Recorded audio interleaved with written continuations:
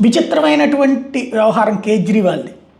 కేజ్రీవాల్ అంటే ఇప్పుడు అది చూస్తే టోటల్గా ఇక కవిత ఇప్పట్లో బయటకు వచ్చేటట్టు కనిపించట్లేదు. కేజ్రీవాల్ ఢిల్లీ హైకోర్టు తలుపు తట్టారు. ఈడీ వాళ్ళు పదే పదే నాకు నోటీసులు ఇస్తున్నారు, నన్ను విచారణకు రమ్మంటున్నారు, అవసరం లేదు, అది రాజకీయ దురుద్దేశాలతోనే అని. దానికి ఈడీకి నోటీస్ ఇచ్చింది కోర్టు.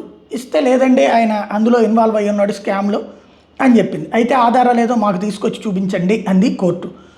ఆధారాలు ఇచ్చారు కోర్టుకి ఈడీ వాళ్ళు. ఇచ్చి అది డిస్క్లోజ్ చేయొద్దండి, అతనికి మాత్రం ఆ రహస్యం బయటికి వెళ్ళకూడదు అని చెప్పారు. కోర్టు జడ్జి గారు పూర్తిగా పరిశీలించారు. పరిశీలించిన తర్వాత కేజ్రీవాల్కి షాకింగ్ న్యూస్ చెప్పారు. అయ్యా నిన్ను మేము కాపాడలేము, నిన్ను అరెస్ట్ చేయొద్దని మేము ఆదేశాలు ఇవ్వలేము అని తేల్చి చెప్పారు. దీంతో ఇప్పుడు కేజ్రీవాల్కి షాక్ తగిలింది. అంటే ఇప్పుడు కేజ్రీవాల్ విచారణకు హాజరు కావాల్సిందే. అదే సందర్భంలో ఆయన అరెస్టు ఆపడానికి లేదు. ప్రస్తుతం ఈడీ ఏం చెప్పింది, మేము విచారిస్తాం, ఆ తర్వాత అరెస్టు చేయబోమని ఏమి హామీ ఇవ్వము, ఏమైనా జరగచ్చు అని చెప్పారు. దాంతో కేజ్రీవాల్ పరిస్థితి ఇక కుడితిలో పడ్డ ఎలకలా మారింది.